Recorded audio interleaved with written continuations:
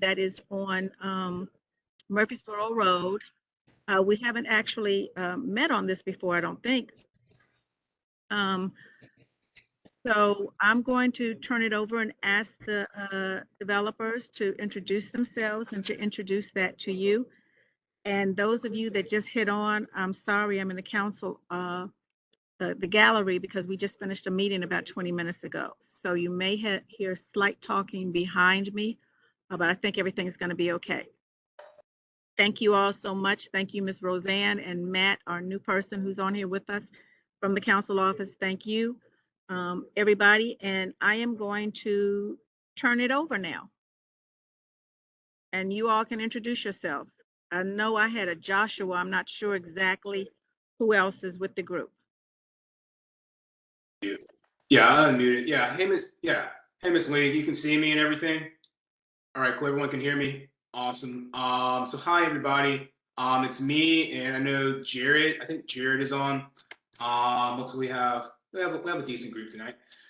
So yeah, basically tonight what we're talking about is it's a residential project that would be off of Hamilton Church Road. So looking at the area, in fact, let me get the presentation pulled up. Sorry, I'm not the most familiar with WebEx.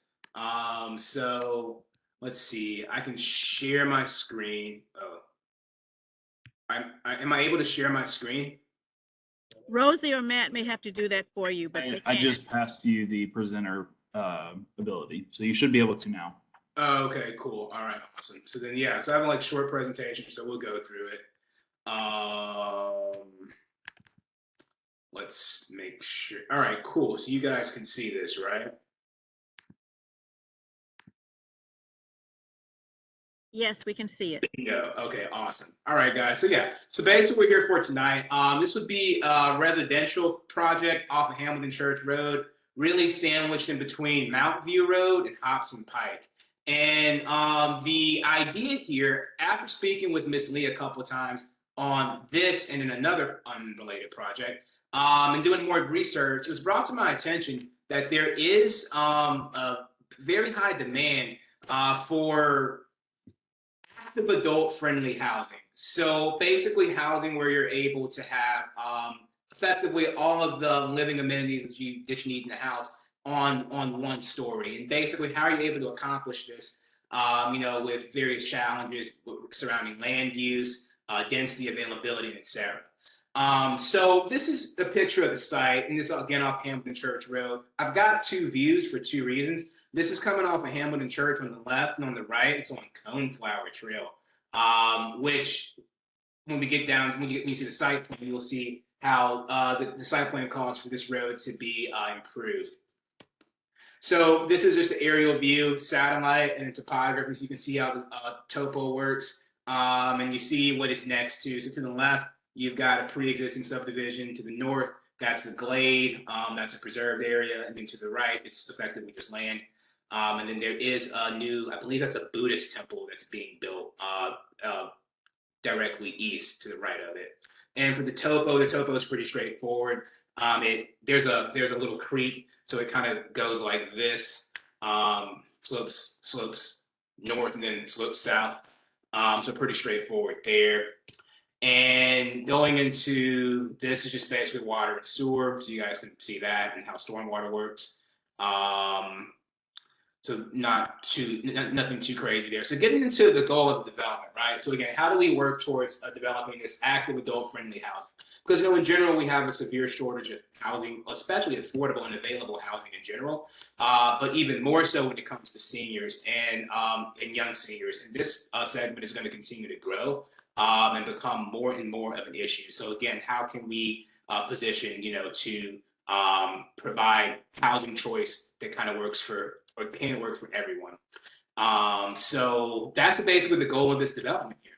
And here's our proposed site plan here. So what we've got here, and it's shown long ways, it's easier to view. What I've come up with my good engineer, Jared, over at Catalyst, is we've got a plan for a mix of around 100, I think it's 111 units, a mix between detached single-family homes. There are attached towns, and there are attached towns of various sizes.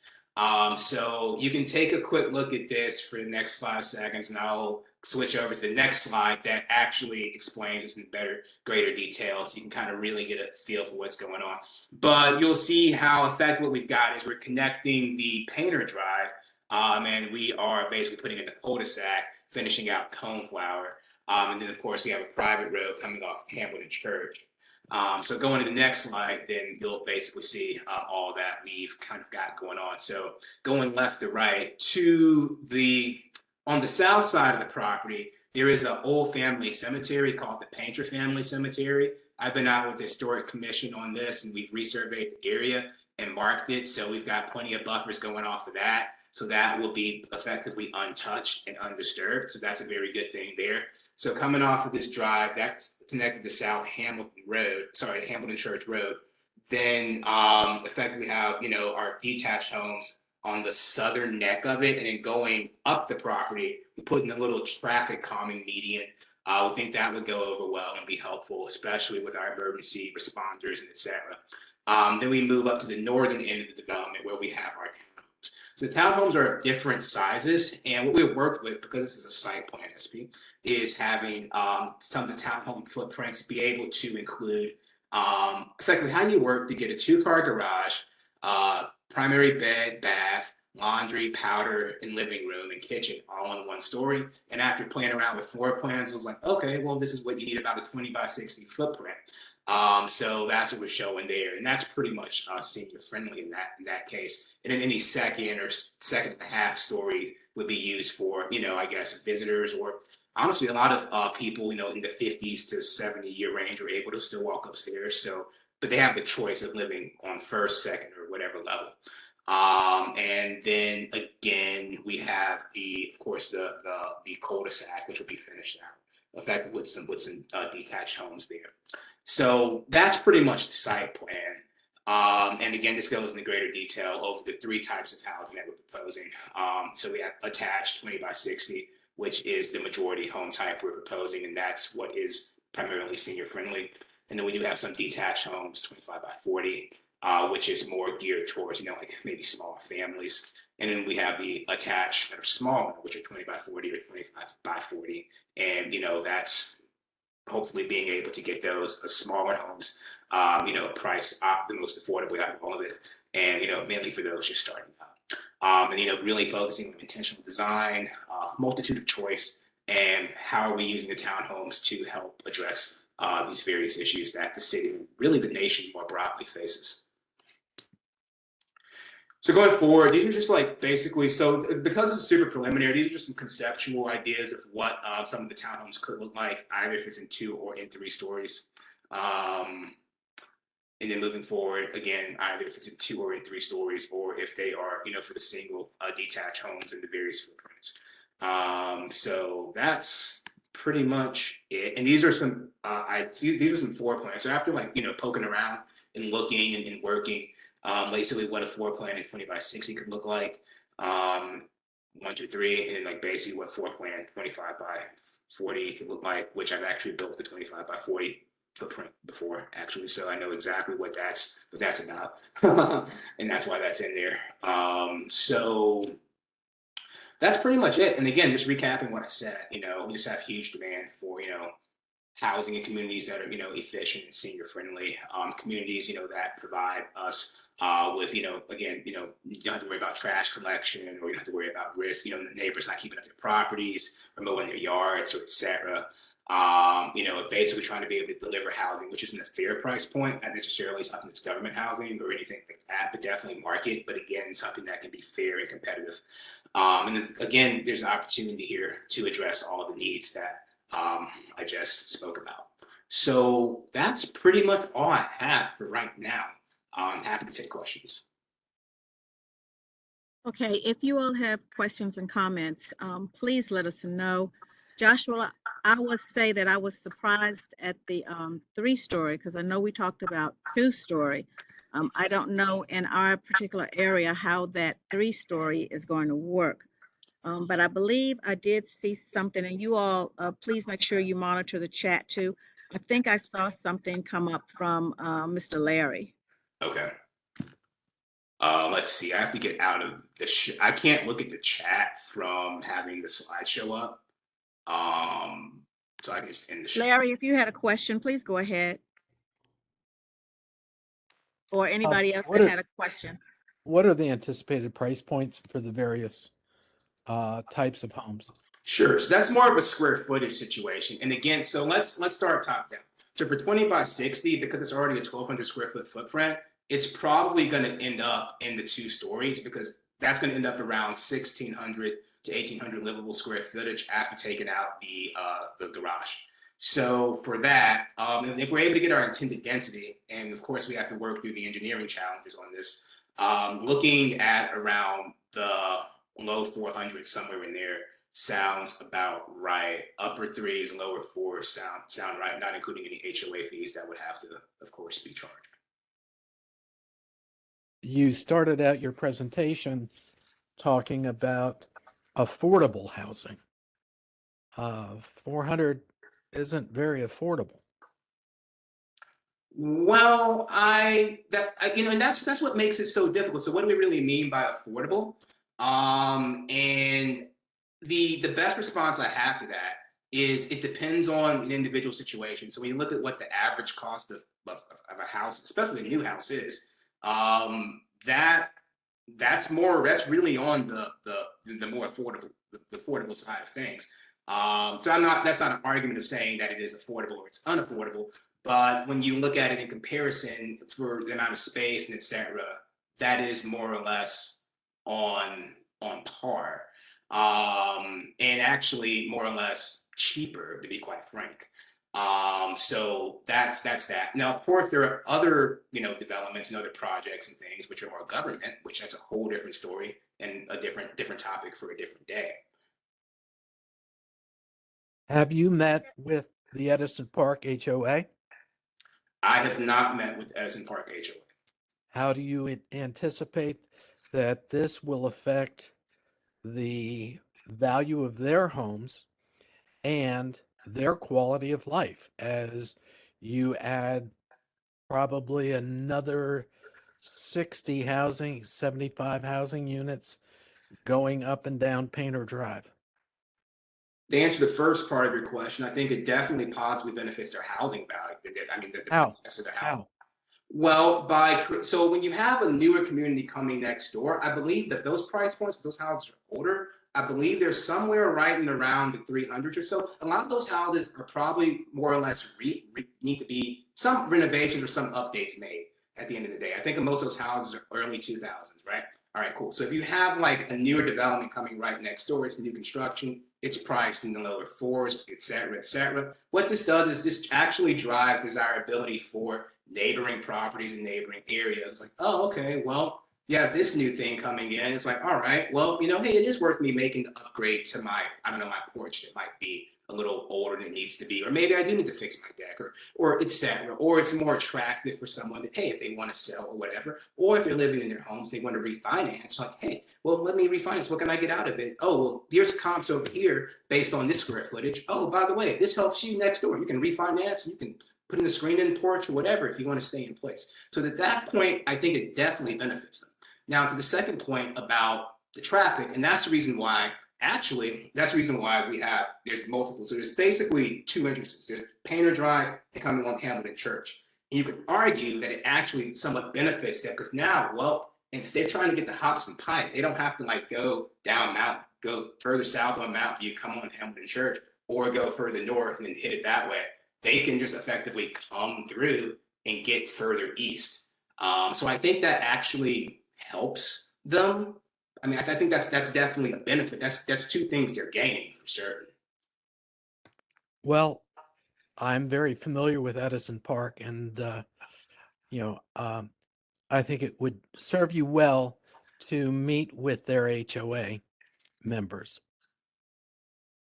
That's a very good idea. I know this is the first step that they have been taking, Larry, so they probably haven't met with the community, but that is a very good. And some developers also walk around and talk to the people in the nearby area as well. So that's good. It affects me fairly close to home because our son owns a home on Painter Drive, Okay. and he's lived in that home for about 10 years.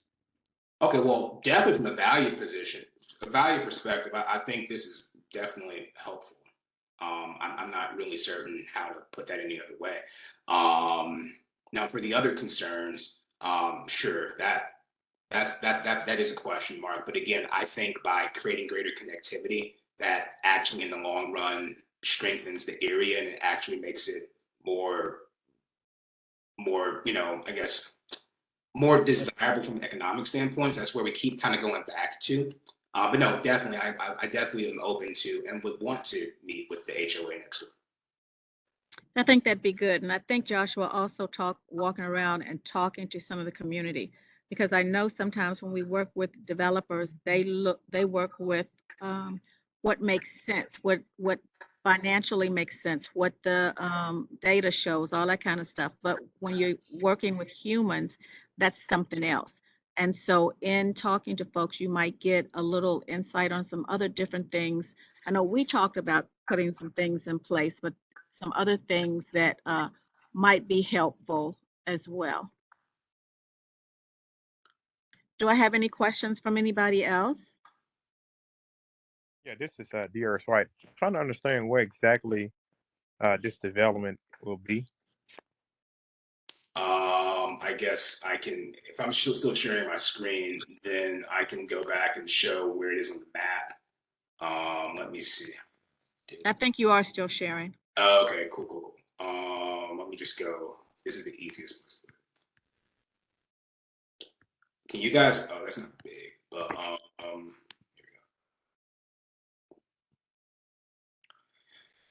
go. So this is taken from the. I could open up a quick Google Chrome and go on Google Maps and zoom out further of where it is. But yeah, this is the subject parcel. It's the kind of odd shape. I'm not sure what state it looks like. Kind of you put Idaho and something else together. That's what it looks like. But that's where it is. So it's right here, it's smack dab, kind of in the middle between you got Hobson Pike and then you've got Mount View Road to the west. It's literally like halfway between. Yeah. It's very close. The larger portion of this, the areas, is very close to Edison School Yes. on Mountain View. Okay, and then the front piece is down there by that Dollar General. No, that's really off of Mount View Road, and it's probably a quarter of a mile west of the Exton station and that strip center right there. Yeah, that's probably a fair estimate. Maybe a little, yeah, around a quarter, maybe a little less, somewhere in there.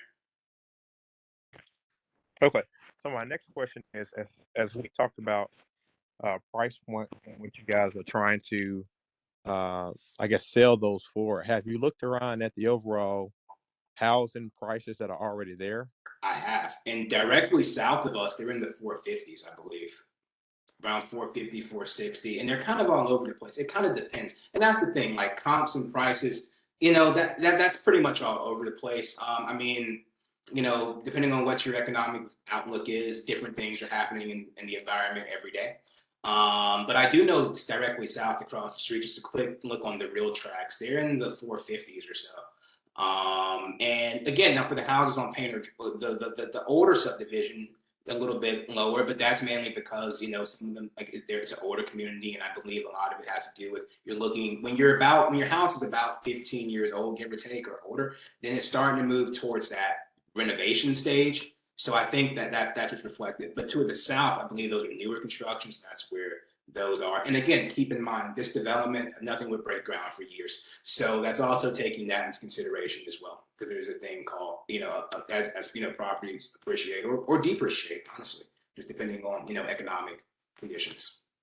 It's worth noting, and for everybody, but Darius, Edison Park, which is the existing neighborhood on Painter Drive, was developed, and then the developer went bankrupt, and a number of the parcels were sold to Habitat for Humanity, and then Habitat built homes on those parcels. So it is a somewhat mixed neighborhood. That's interesting. I actually did not know that. Well, That's pretty interesting.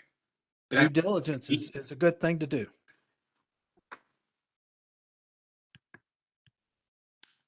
so yeah, so that's the economic, again, going back to economic questions, it's just a matter of it depends on what's going on in the world, I suppose. But all we can do is try and plan and try to put the best quality product forward. That makes sense. That I know. When you were, Go ahead, Councilwoman Lee. I was just about the prices of the townhouse. So if yours is still about this, you go ahead, Mr. White. No, it was about something else. So I'll let you go. Well, you were talking about the prices of the homes, but because we were talking about the townhomes specifically for a particular age group. So what are they running?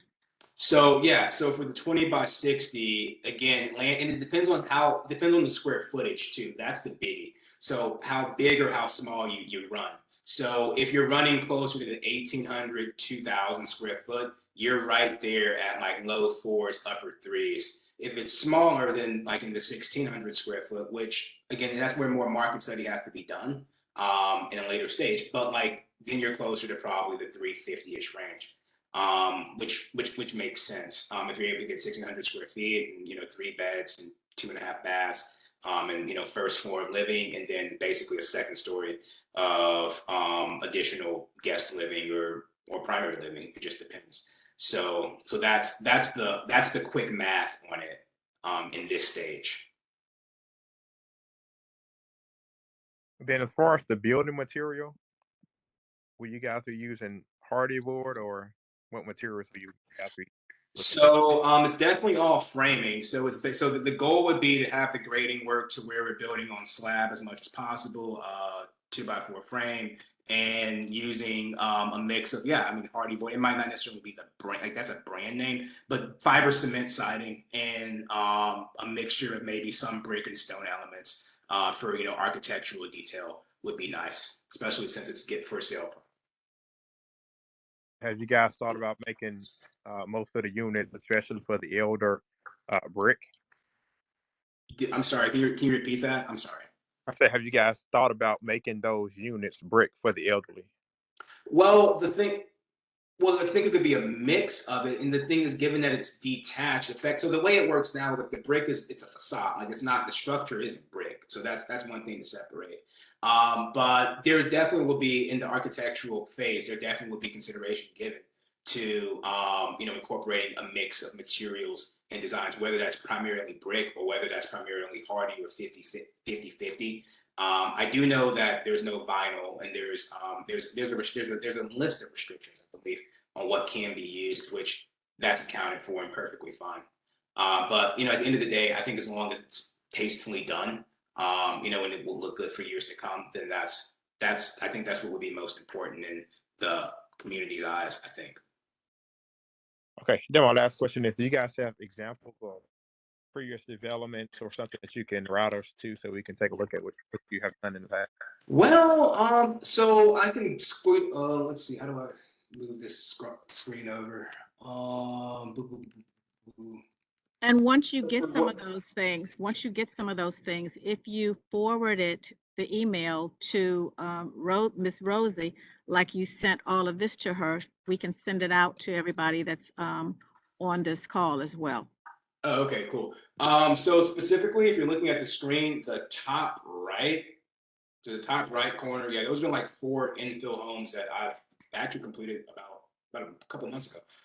So that out of that example, that's what I've done, and that was basically taking, if you go back on the site plan and you see this, basically for the detached homes, that's basically an example of kind of what we're gunning for, and that's all done in hardy and wood. And the real finished product came out. We stained the porches with a nice wood stain, since it was real wood, versus just painting it. But that's a minor thing. And for the other, concept, these are just like conceptual ideas of, basic, some of the design aesthetic that we would maybe be going for on them.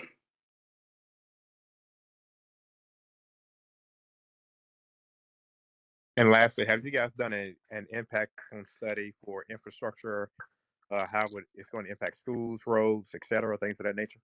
Actually, well, we're in the process of that. The traffic study the preliminary results from that are forthcoming. Actually, they might be back tomorrow, to be quite frank. But we're expecting those here within the next week or so. So yeah, we have already initiated that, especially since the school is down the way. Okay. Hey, this is Sabrina. I have a quick question. I have some questions. You mentioned the HOA, and I wanted to find out what amenities would the HOA cover.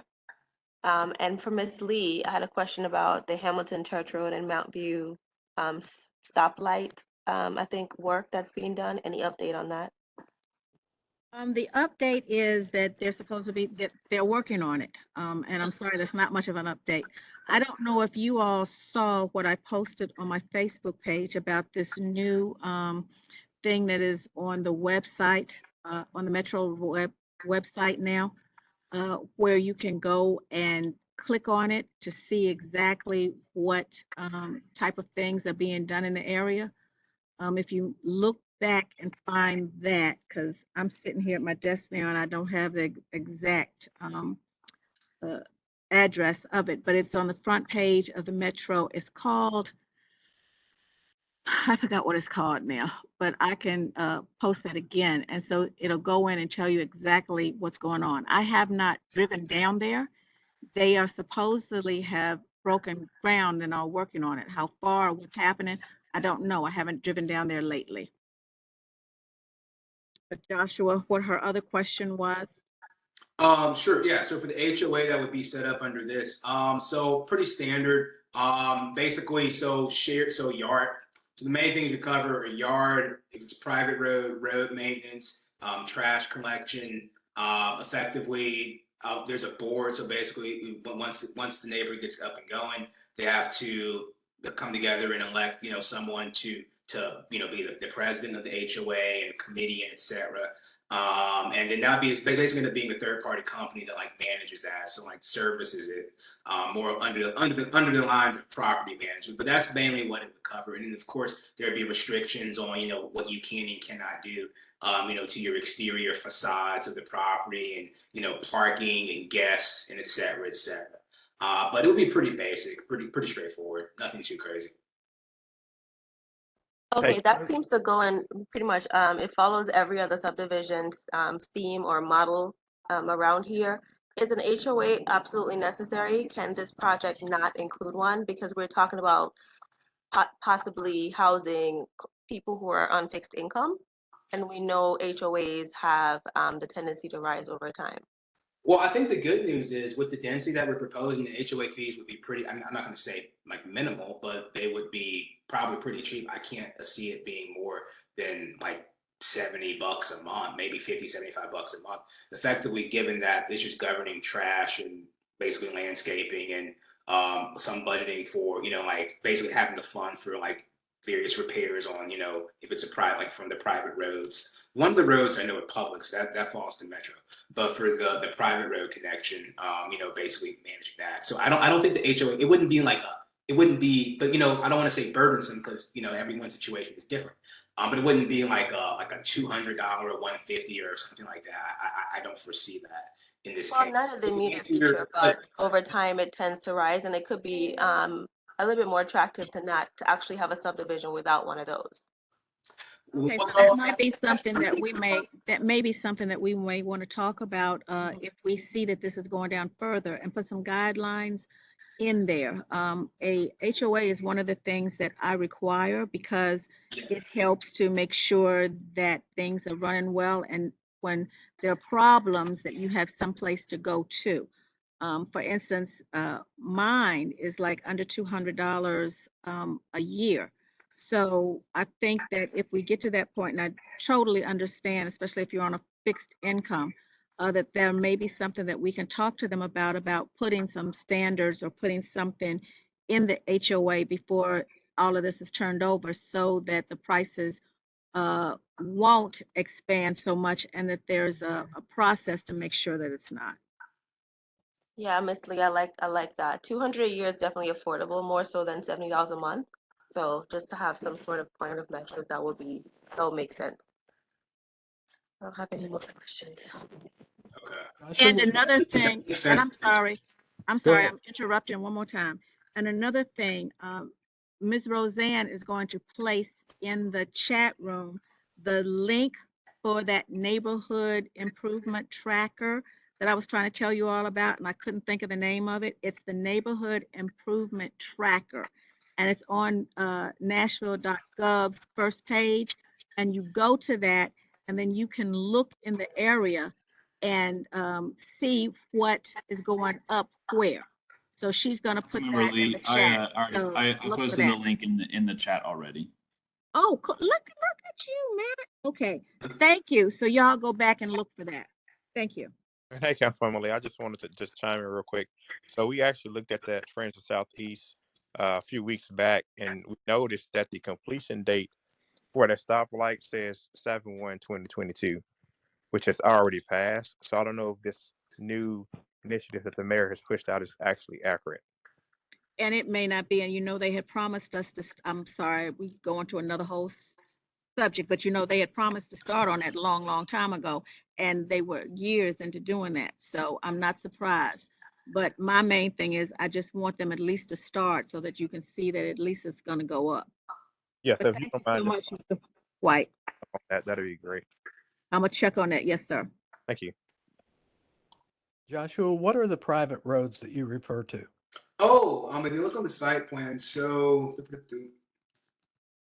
it's usually like it's not roads. I mean, I guess I should say one, but so this road so basically the road from Hamilton Church that runs all the way north, it connects over to Painter Drive. That's that's it. So it's nothing too crazy complicated. Yeah, I think the easier description is essentially Painter Drive extension and then Coneflower, that cul-de-sac. Those would be public, and then of course all the drives and everything else are private.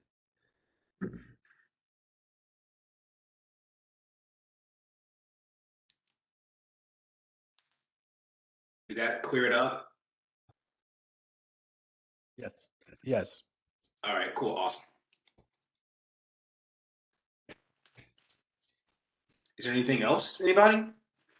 With the creek and retention ponds, Okay. there may be concerns about stormwater. And how specifically will that be addressed by your civil engineers? Yes, we will address stormwater. Savage Creek has buffers associated with it, so we'll have to respect those, and we'll probably use a combination of bio ponds, and we'll probably in the private road we may use some underground detention boxes and things like that, which are a pretty common practice to help slowly release the water. Have you looked at that overall property after heavy rains to see what it looks like? I have not, mainly because it's wooded. So it's woods. You have to like get through all that thicket and bush, so it's not like something that you just go and you know sit around and gaze at, if that makes sense. But Since we are having all of these type questions, it may be good for me to ask Ms. Roseanne so that I won't forget that the next time we have this meeting or our other meetings, because I think it will be beneficial if we have Mr. Honeysuckle on here as well, because he would be able to, if they haven't actually met with water and talked all those issues out, he may be able to add a little information to it as well. Yeah, I mean, just to be clear, we've had conversations with water, stormwater, and sewer, especially when we were previously looking at this, at a different concept here. So we've got some understanding what's going on out there. I can tell by looking at topo generally what's happening and where water may be occurring and things like that. Obviously, Savage is taking a pretty healthy amount of water based on the basin. So I can imagine, I haven't been out there after a rain event, but I can imagine based on topo and how much water's going to it that there's a decent amount of water.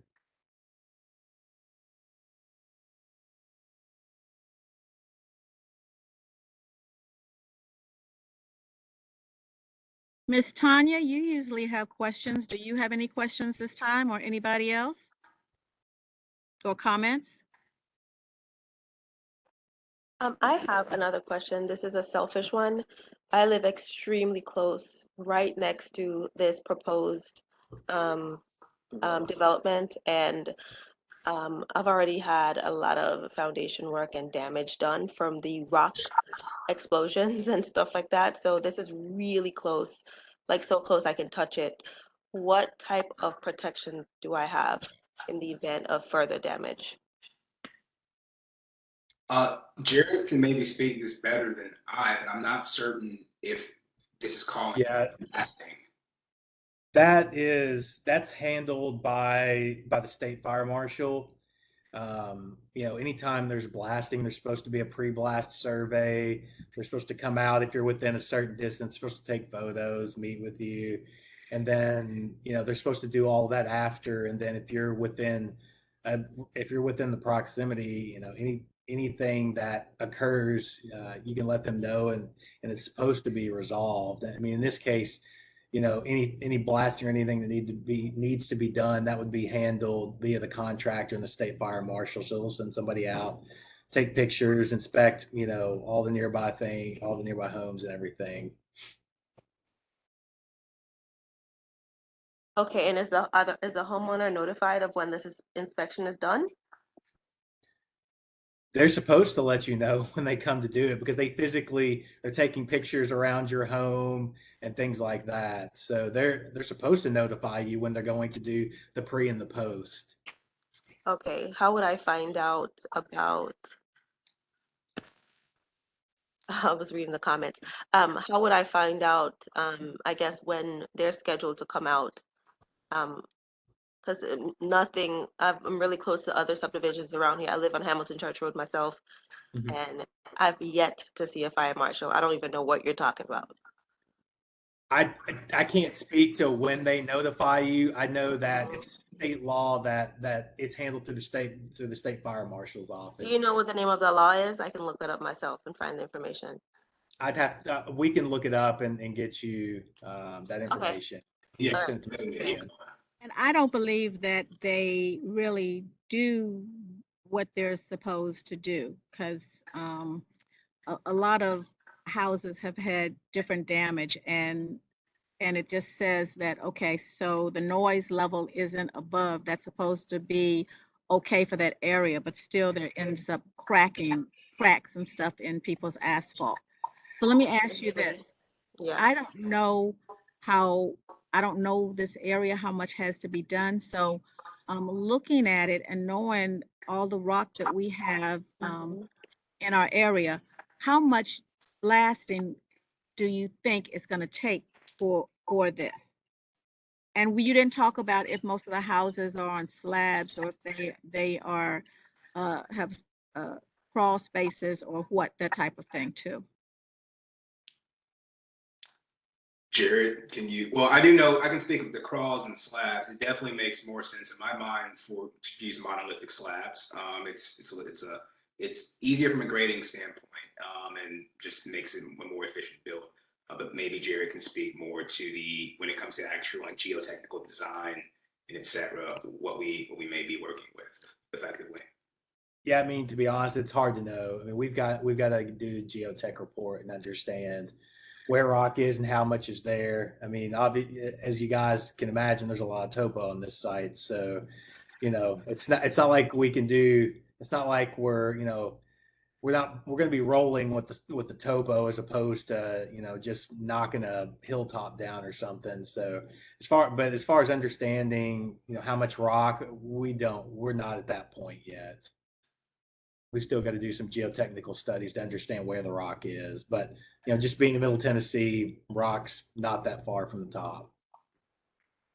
Oh, I saw a comment from Miss Tanya about overcrowding in schools, and I did want to address that. And that's a part of a lot of the reason for the pitch of the development itself is was primarily geared towards trying to make it more friendly and more marketed towards some of our more active senior citizens. So I think that kind of abates that, or if it's affected like younger couples, like in smaller townhomes.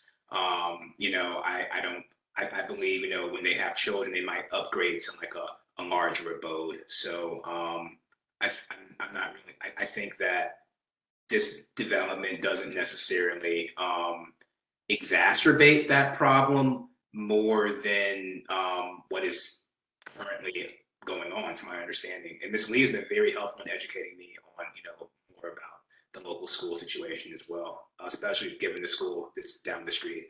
And I've already expressed interest that, I'm definitely open to helping with forest community endeavors, et cetera, when it comes to supporting our local schools. And hey, Joshua, I just want to respond to that. So that's fair and good, and we appreciate that. But unless you guys are going to write this into an SP where it's specifically for an older population, it's more hypothetical, and you don't know who you're going to get in there until you sell the homes. And so, to Ms. Tanya's point, I mean, we're dealing with not only school infrastructures, but there was just a segment on the news regarding how our kids cannot even walk to school safely without being possibly hit by vehicles. And so, as we continue to try to come into this part of Antioch, there are major increases of infrastructure that needs to take place prior to more development being thrown into here. And so I think as you guys are still, seems like you're still in the initial phases of this, I think there's a lot of more work to be done prior to it coming back to the community to get consensus, because as you stated, infrastructure, the overall types of housing, Metro Water, those things are still outstanding. And so I do appreciate your guys' efforts thus far, but I think there are certainly a lot more conversations to determine if this development is even feasible for this area at the moment. And you're right, Mr. White. This is at the very beginning. They met with me not too long ago. So this is just the beginning on trying to show the community what they wanted and some ideas that they have. But I do think as well, when they walk around and talk to some of the communities around there, that they will also get a lot of answers about or suggestions about different things that they may want to look at this and incorporate into this too. And just to say, most of the things that go up in our area now do have SPs on it so that we can make sure that what they say is going up and how it's going up is going up. And one of the questions that I want when you go out to the community, I still have some concerns about the 3 stories. So I want you to talk to people about that. I have a friend that has a 3-story down on the outskirts of Nashville going towards like the Bordeaux area.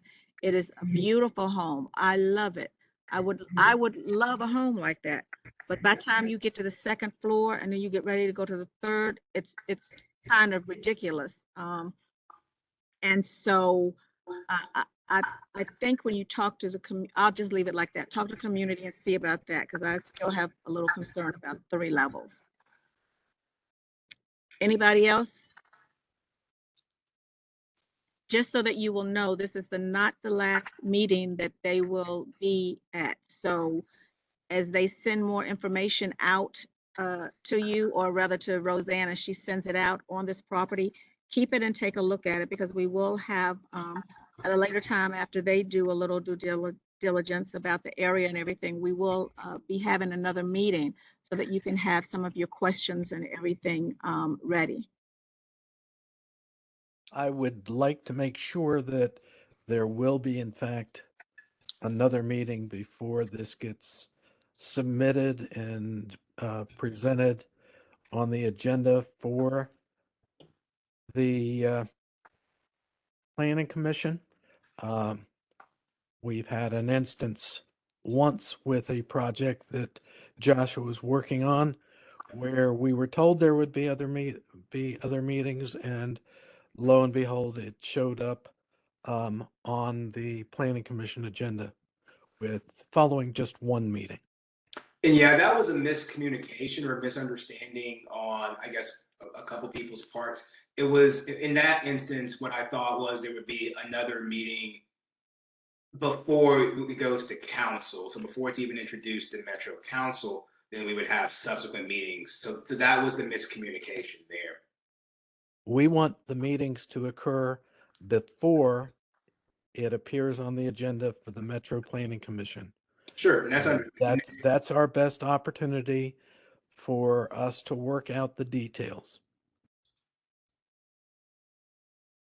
okay. That's perfectly understood now. I think for everybody.